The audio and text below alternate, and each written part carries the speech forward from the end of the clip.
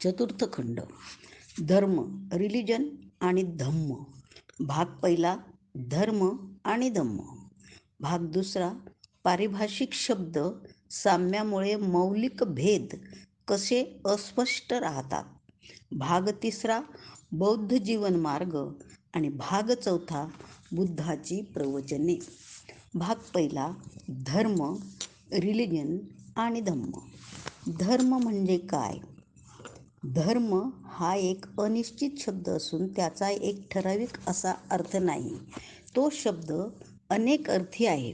याचे कारण धर्म हा निरनिराळ्या अवस्थातून गेलेला आहे. एका अवस्थेतील त्याचा अर्थ मागील किंवा पुढील अवस्थातील अर्थाशी समान नाही.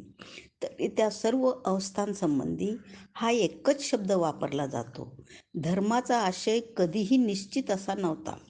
तो वेळोवेळी बदलत गेला आहे.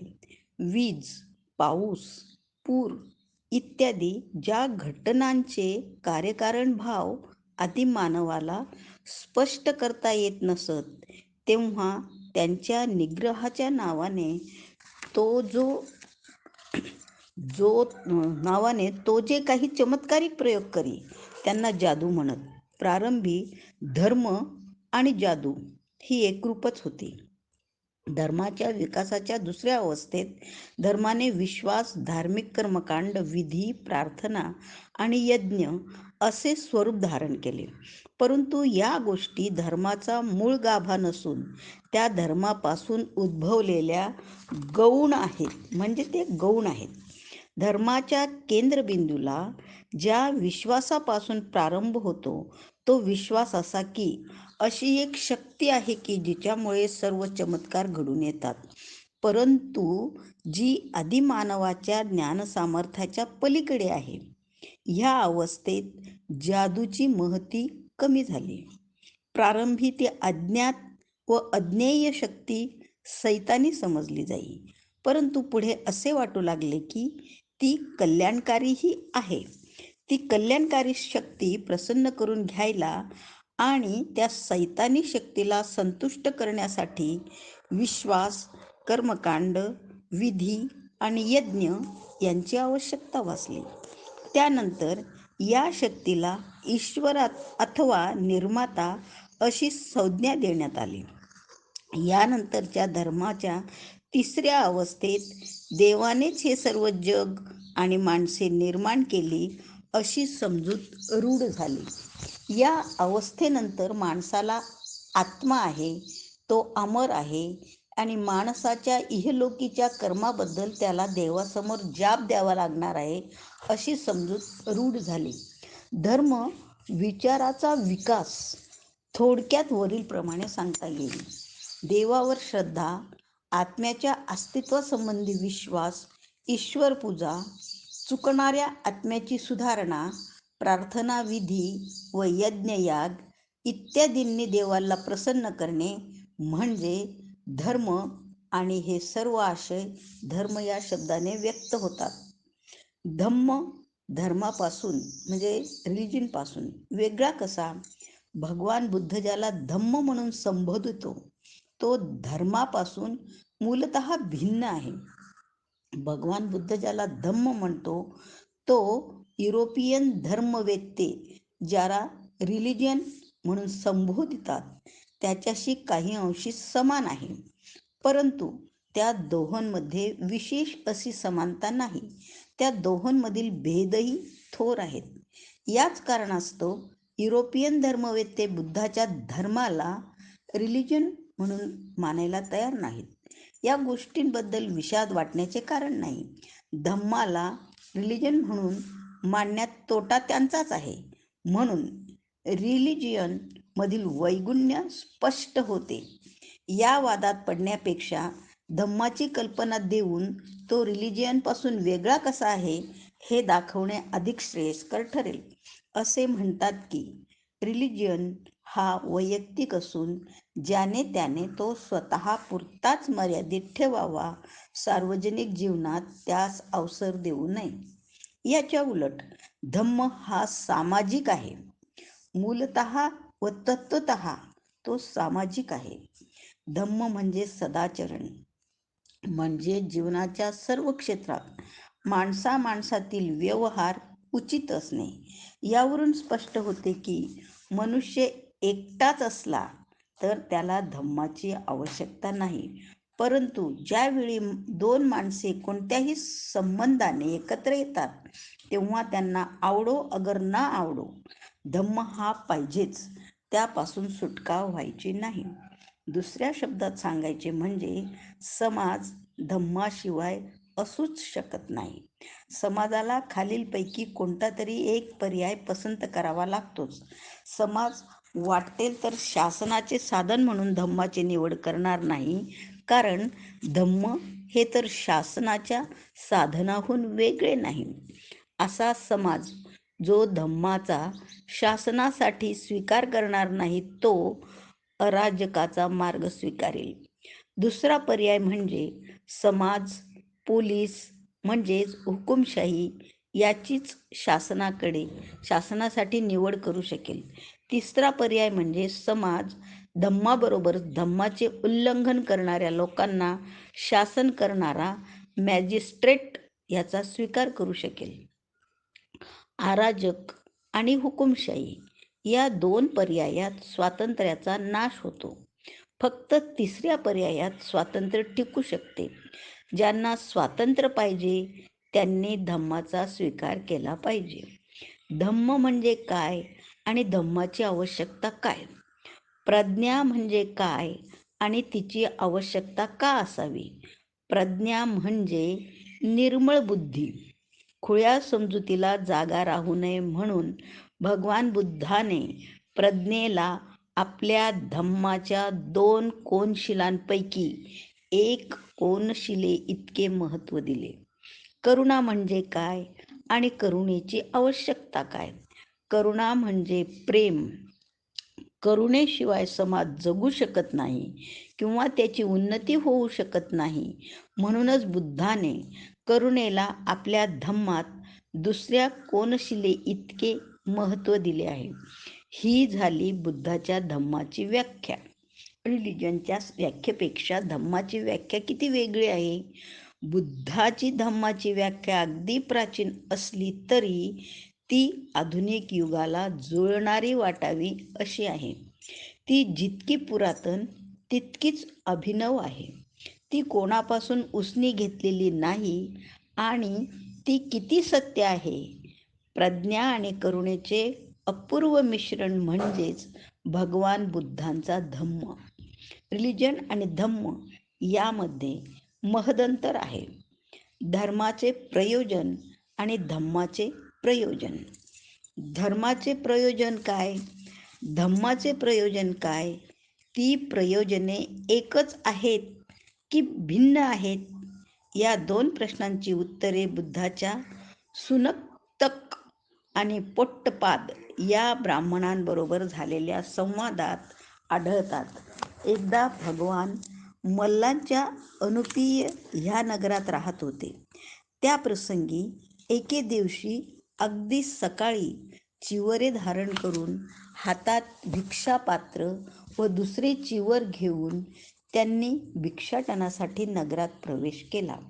रस्त्यात त्यांना असे वाटले की भिक्षेसाठी इतक्या सकाळी जाणे योग्य नव्हे. म्हणून ते परिव्राजक भगवा याच्या आश्रमात त्याला भेटण्यास गेले. भगवंतांना पाहून भगवा उठला आणि अभिवादन करून म्हणाला, भगवान या आसनावर बसावे. भगवान बसल्यावर भगवा एका लहान आसनावर बसला आणि भगवंतांना म्हणाला, काही दिवसापूर्वी सुनखत लिच्छवी माझ्याकडे येऊन म्हणाला, मी अलीकडे तथागतांचे शिष्यत्व सोडले असून त्यांचा शिष्य म्हणून त्याजकडे राहत नाही. सुनखताचे म्हणणे खरे आहे काय? भगवंतांनी उत्तर दिले, होय. सुनखत लिच्छवी जे म्हणतो ते खरे आहे. सुनखत मला ते म्हणाला. त्यानंतर मी त्याला विचारले, सुनखत तू माझ्याबरोबर राहा आणि माझा शिष्य हो, असे मी कधीतरी तुला म्हणालो होतो काय? सुनकत्ताने मला उत्तर दिले, नाही, तुम्ही कधीच तसे मला सांगितले नाही. मी त्याला विचारले, आणि तू जरी असे कधी म्हणाला होतास काय की शिष्य म्हणून मी भगवंतांच्या छत्राखाली राहीन? नाही भगवान, नाही. नंतर मी त्याला विचारले, जर मी तुला सांगितले नव्हते आणि तूही विचारले नव्हतेस, तर मग सोडून जाण्याची भाषा तू करतोस याचा अर्थ काय? वेड्या, यात दोष तुझा की माझा? पण भगवान, आपण सामान्य माणसाच्या शक्तीबाहेरील असे चमत्कार मला करून दाखवित नाही. सुनखत बोलला, अरे सुनखत्ता, मी तुला असे कधीतरी म्हटले होते काय की तू मला गुरु म्हणून स्वीकार कर आणि मी तुझ्यासाठी असामान्य चमत्कार करून दाखवीन? नाही भगवान, तुम्ही असे कधीच आश्वासन दिले नव्हते. तू कधीतरी असा विचार मजपाशी व्यक्त केला होतास काय? तू कधीतरी आपला असा विचार मजपाशी व्यक्त केला होतास काय की मी भगवंतांचे शिष्यत्व पत्करीन, कारण तसे केल्यास ते माझ्यासाठी असामान्य चमत्कार करून दाखवतील? नाही भगवान, नाही. जर मी तसे बोललो नसेन आणि तूही तसा बोलला नसशील, तर वेड्या माणसा, मला सोडून जाण्याच्या तुझ्या भाषेचा अर्थ काय? तुला असे वाटते काय की माझ्या धम्माचे प्रयोजन असामान्य चमत्कार करून दाखविणे अथवा न दाखविणे हा आहे? माझ्या धम्माचा उद्देश जो त्या धम्मानुसार आचरण करतो तो आपल्या दुःखाचा नाश करू शकतो, हा नाही काय? भगवान, असामान्य चमत्कार करून दाखवा अथवा दाखवू नका. तथागतांच्या धम्माचे उद्देश धम्मानुसार जो आचरण करतो त्याच्या दुःखाचा परिहार होऊ शकतो, हा आहे. सुनखत, जर धम्माच्या उद्देशाच्या दृष्टीने पाहता असामान्य चमत्कार केले न केले तरी त्याचे महत्त्व नाही, तर मग तुला चमत्काराच्या प्रदर्शनाचे एवढे महत्त्व का वाटते? पहा मूर्खा, ह्या सर्व प्रकारात दोष तुझ्याकडेच येतो. भगवान, परंतु आपण मला वस्तू जातीचा आरंभ कसा झाला याचा साक्षात्कार घडवीत नाही. सुनखत्ता, मी तुला कधीतरी असे म्हटले होते काय की तू माझा शिष्य हो आणि तुला मी वस्तू जातीचा आरंभाचा साक्षात्कार घडवीन? नाही भगवान. किंवा तू तरी मला असे कधी म्हणाला होतास काय की तुम्ही मला वस्तू जातीच्या आरंभाचा साक्षात्कार घडवा म्हणजे मी तुमचा शिष्य बनेन? नाही भगवान, नाही. जर मीही तुला असे आश्वासन दिले नव्हते आणि तूही तशी मागणी केली नव्हतीस, मग हे वेड्या माणसा, मला सोडून जाण्याची भाषा करतोस याचा अर्थ काय? माणसाचे पाप नाहीसे करण्यासाठी वस्तू जाताच्या आरंभाचा साक्षात्कार घडविणे अथवा न घडविणे हे माझ्या धम्माचे प्रयोजन आहे असे तुला वाटते काय? माझ्या धम्माचे उद्देश जो त्या धम्मानुसार आचरण करतो तो आपल्या दुःखाचा परिहार करू शकतो, हे नव्हे काय? भगवान, वस्तू जाताच्या आरंभाचा साक्षात्कार घडविला अथवा न घडविला तरी तो तथागतांच्या धम्माचा उद्देश नाही. तथागतांच्या धम्माचे उद्देश जो त्या धम्मानुसार आचरण करील तो आपल्या दुःखाचा परिहार करू शकतो, हे आहे. सुनखत, जर धर्माच्या उद्देशाच्या दृष्टीने वस्तू जाताच्या आरंभाचा साक्षात्कार घडविला वा न घडविला हे जर महत्त्वाचे नाही, तर मग तुला तरी त्या साक्षात्काराची आवश्यकता काय आहे? ह्या संवादावरून स्पष्ट होते की धर्म, रिलिजन ह्या कल्पनेत वस्तू जाताचा आरंभाचा साक्षात्कार याला महत्त्व आहे. धम्माच्या कल्पनेत ते नाही. 4. धर्म आणि धम्म यामधील इतर भेद भगवान आणि पोट्टपद यांच्यामधील संवादात व्यक्त झाले आहे. एकदा भगवान श्रावस्ती येथे अनाथपिंडकाच्या जेतवनातील आरामात होते. त्या समयी पोट्टपद नावाचा परिव्राजक राणी मल्लिकेने तत्वदर्शनावरील वादविवादासाठी जो एक प्रासाद तयार केला होता तेथे राहत होता. त्याच्याबरोबर त्याच्या 300 अनुयायांचा जथा होता. भगवान आणि पोट्टपद या दोघांमध्ये एक प्रसंगी खालील संवाद घडून आला. पोट्टपद म्हणाला, जग शाश्वत आहे काय? आणि ते शाश्वत आहे आणि इतर सर्व तत्संबंधी मते चुकीची आहेत असे आपले म्हणणे आहे काय? पोट्टपद, ह्या विषयावर मी काहीच मत व्यक्त केलेले नाही. यावर पोट्टपदाने भगवंताला खालील प्रश्न विचारले. जग शाश्वत नाही काय? जग शांत आहे काय? जग अनंत आहे काय? आत्मा आणि शरीर ह्या 2 भिन्न वस्तू आहेत काय? ज्याला सत्य सापडले आहे त्याला मरणोत्तर अस्तित्व आहे काय? त्याला मरणोत्तर अस्तित्व नाही काय? त्याला मरणोत्तर अस्तित्व आहे आणि नाही असे आहे काय? त्याला मरणोत्तर परत अस्तित्व नाही अथवा त्याला मरणोत्तर अस्तित्व नाही असे नाही. या प्रत्येक प्रश्नाला भगवंतांनी एकच उत्तर दिले. पोट्टपद, या विषयावर मी आपले मत व्यक्त केलेले नाही. या विषयावर भगवंतांनी का मत व्यक्त केलेले नाही? कारण या प्रश्नाच्या उत्तरापासून काहीच लाभ नाही. त्याचा धम्माशी संबंध नाही. ते सदाचरणाच्या कोणत्याही घटकाला उपकारक नाही. त्यापासून अनासक्ती, रागद्वेषापासून मुक्ती, शांती, शमन, सत्यज्ञान, अष्टांग मार्गाच्या उच्चतर अवस्थांचे ज्ञान किंवा निर्वाण साधत नाही. म्हणूनच मी यावर आपले मत व्यक्त केलेले नाही. मग भगवंतांनी निश्चित असे काय केले आहे? पोट्टपदा, मी दुःख म्हणजे काय? दुःखाचे कारण काय? दुःखाचा निरोध म्हणजे काय? आणि दुःखाचा निरोध कसा साधता येईल हे स्पष्ट केलेले आहे. भगवंतांनी हे तरी का स्पष्ट केले?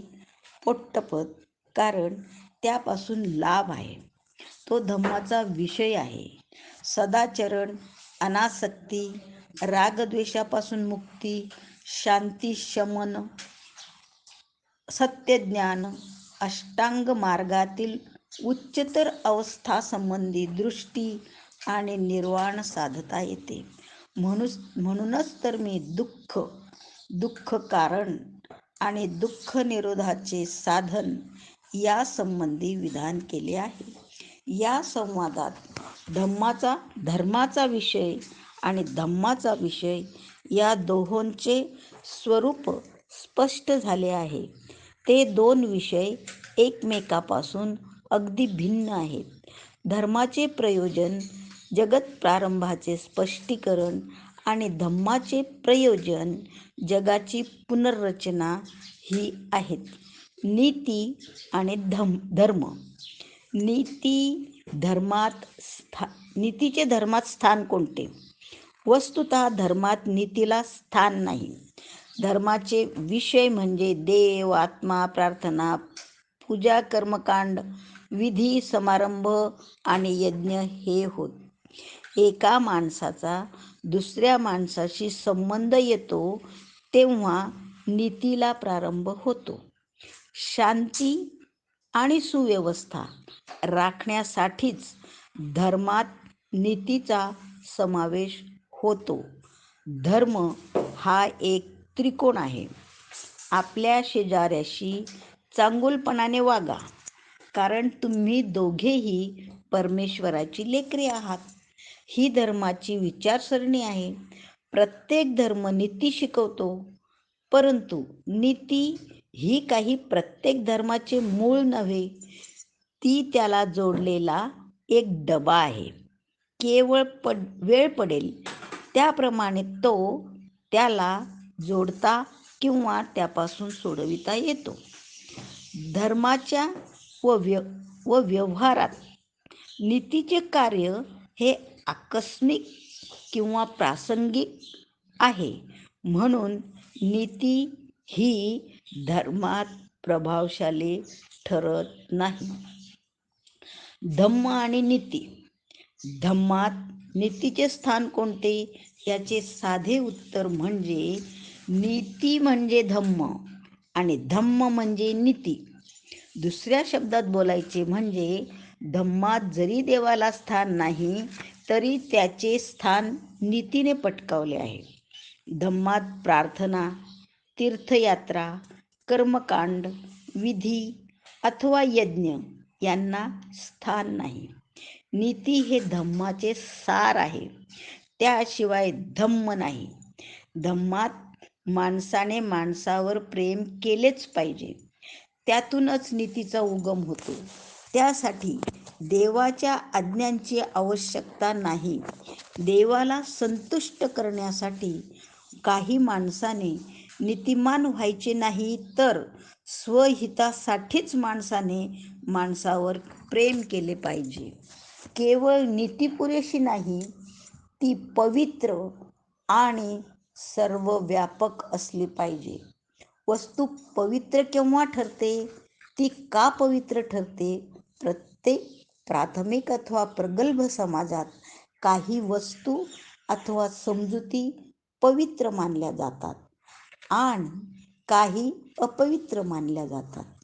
जेव्हा वस्तू अथवा समजूत पवित्रतेच्या अवस्थेला पोहोचते तेव्हा तिचे उल्लंघन करता येत नाही, किंबहुना तिला स्पर्शही करता येत नाही. असे करणे निषिद्ध मानले जाते. याच्या उलट जी वस्तू अथवा समजूत अपवित्र म्हणजे पावित्र्याच्या क्षेत्राबाहेरची असते, तिचे उल्लंघन केले तरी चालते. म्हणजे अशा अपवित्र वस्तू अथवा समजुती यांच्या विरुद्ध वागताना मनात भय अथवा विवेकबुद्धीची टोचणे उद्भवत नाही. जे पवित्र ते मंगल होय. त्याचे उल्लंघन केले म्हणजे धर्मबाह्य वर्तन ठरते. एखाद्या वस्तूला पावित्र्य का दिले जाते? प्रस्तुत विषयाच्या अनुरोधाने प्रश्नाचे क्षेत्र मर्यादित करण्यासाठी असा प्रश्न विचारता येईल की नीतीला पावित्र्य का दिले गेले? नीतीला पावित्र्य देण्यात 3 घटक कारणीभूत झाले असावेत. पहिला घटक म्हणजे श्रेष्ठांचे संरक्षण करण्याची सामाजिक हिताच्या दृष्टीने आवश्यकता. ह्या प्रश्नांची पार्श्वभूमी जीवन कलह आणि जीवन संघर्षात योग्यतम माणसे टिकून राहिली पाहिजेत या सिद्धांतात आहे. ह्या प्रश्नाचा विकासवादाशी संबंध आहे. हे सर्वश्रुतच आहे की मानव समाजाचा विकास जीवन संघर्षामुळे घडला, कारण प्रारंभिक युगात अन्नसामुग्री अतिमर्यादित होती. हा संघर्ष अत्यंत भयानक स्वरूपाचा होता. निसर्गाचे दात आणि नखे रक्तलांछित आहेत असे म्हणतात. या भयानक रक्तरंजित संघर्षाला योग्यतम तेच टिकाव धरू शकतात. ही समाजाची अगदी प्रारंभीची स्थिती झाली. प्राचीन काळी केव्हा तरी आणि कोणीतरी असा प्रश्न उपस्थित केला असेल की जो सर्वात अधिक शक्तिमान तोच योग्यतम आहे काय? की जो अत्यंत दुर्बल आहे त्याला संरक्षण दिले तर परिणामी समाजाचे हेतू आणि साध्य साधावयाला तोच अधिक योग्य ठरणार नाही काय? तत्कालीन सामाजिक स्थितीने त्याचे उत्तर होकारार्थी दिलेले दिसते. नंतर असा प्रश्न उद्भवतो की कमजोर म्हणजे दुर्बल माणसाचे संरक्षण करण्याचा मार्ग कोणता? जे योग्यतम म्हणजे सर्वात अधिक शक्तिमान आहेत त्यांच्यावर काही निर्बंध घातल्याने ते शक्य होणार आहे. याचे उत्तरात नीतीचा उगम आणि आवश्यकता सामावलेली आहे. प्रारंभी हे निर्बंध योग्यतम म्हणजे सर्वात अधिक शक्तिमान माणसांना लागू केल्यामुळे ते पवित्र मानण्याची आवश्यकता होती. यापासून होणारे परिणाम फार गंभीर स्वरूपाचे आहेत. पहिला प्रश्न असा निर्माण होतो की सामाजिक स्वरूप धारण केल्याने नीती असामाजिक म्हणजेच समाजरहित विरोधिनी होत नाही काय? चोरामध्ये आपापसात नीती असते असे नाही. व्यापारातही आपापसात नीती असते.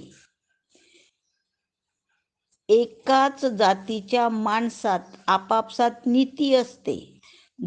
दरोडेखोरांच्या टोळीतही आपापसात नीती असते. परंतु या नीतीचे स्वरूप वेगळेपणाची जाणीव आणि आपल्यापुरतीच क्रियाशीलता निर्माण करणारी असते. ही नीती म्हणजे एका विशिष्ट समूहाच्या हिताचे संरक्षण करण्यापुरतीच मर्यादित म्हणजेच समाजरहित विरोधक असते. समाजहित विरोधक असते. या प्रकारच्या नीतीतील वेगळेपणाची जाणीव आणि आपल्यापुरतीच क्रियाशीलता ही तिचे समाजविरोधक रूप अगदी उघडे करतात. जेव्हा जेव्हा एखादा विशिष्ट समूह आपलाच स्वार्थ राखण्यासाठी नीती पाळतो तेव्हा तेव्हा त्या नीतीचे समाजविरोधक रूप स्पष्ट होते. अशा प्रकारे होणाऱ्या समाजातील समूह संघटनांचे परिणाम दूरगामी असतात. जर समाज असा परस्पर विरोधक समूहांचा बनला तर तो समाज असंघटित व शकलित राहील. असंघटित व विभागलेल्या समाजापासून जे भय उद्भवते ते हे की तो आपल्यासमोर भिन्न भिन्न आदर्श आणि मूल्यमापनाचे भिन्न भिन्न मानदंड ठेवतो आणि सर्वसामान्य आदर्श आणि सर्वसामान्य मूल्यमापनाचे मानदंड नसल्यास सर्व समाज हा मिळते जुळते घेणारा असा एकजिन्सी राहत नाही. असे भिन्न भिन्न आदर्श आणि मूल्यमापनाचे भिन्न भिन्न मानदंड रूढ असलेल्या समाजात व्यक्तीला आपल्या विचारात सुसंगती राखणे अशक्य होते. न्याय व आपल्या संख्याबलाचा विचार बाजूला ठेवून भरमसाठ हक्क सांगणाऱ्या समूहाच्या वर्चस्वावर जो समाज आधारलेला असतो त्या समाजात संघर्ष हा अटळ असतो. अशा प्रकारच्या संघर्षाला खीळ घालण्यासाठी सर्वात पवित्र वाटणाऱ्या अशा सर्वसामान्य नीतिनियमांची आवश्यकता असते. तिसऱ्या एका कारणास्तव नीती पवित्र आणि सर्वव्यापक असण्याची आवश्यकता आहे आणि ते म्हणजे व्यक्तीच्या विकासाला संरक्षण देण्यासाठी. जीवन संघर्षात अथवा समूह शासनात व्यक्तीचे हित हे सुरक्षित नसते. व्यक्तीला ज्या समाजात सर्वसामान्य ध्येय आणि सर्वसामान्य आदर्श यांना सार्वत्रिक मान्यता असते त्या समाजात जी मानसिक सुसंगती साधता येते ती जो समाज समूहात विभागलेला असतो त्यात साधता येत नाही.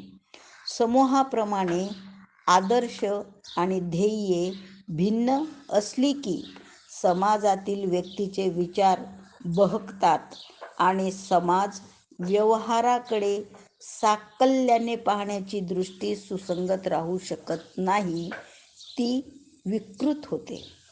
दुसरे असे की समूह व्यवस्थेमुळे पक्षपातीपणा वाढतो आणि न्याय मिळत नाही. समूह व्यवस्थेमुळे समाजाचे वर्गप्रधान थर बनतात. जे मालक असतात ते मालकच राहतात आणि जे दास्यात जन्मास येतात ते दासच राहतात. धनी ते धनीच राहतात. कामगार ते कामगारच राहतात. अधिकार संपन्न ते अधिकार संपन्नच राहतात आणि गुलाम ते गुलामच राहतात. याचा अर्थ असा की अशा व्यवस्थेत स्वातंत्र्याचा लाभ काही थोड्यांनाच होतो, सर्वांना होत नाही. अल्पसंख्याकांना समतेचा लाभ होतो, बहुसंख्याकांना मात्र त्यापासून वंचित राहावे लागते. यावर उपाय काय? यावर उपाय म्हणजे बंधुता ही सर्वत्र प्रभाव पडणारी शक्ती बनविणे. बंधुता म्हणजे काय? बंधुता म्हणजे मानवातील भ्रातृभाव म्हणजेच नीती. म्हणूनच भगवान बुद्धाने शिकविले, धम्म म्हणजे नीती आणि धम्म पवित्र आहे तशीच नीतीही पवित्र आहे.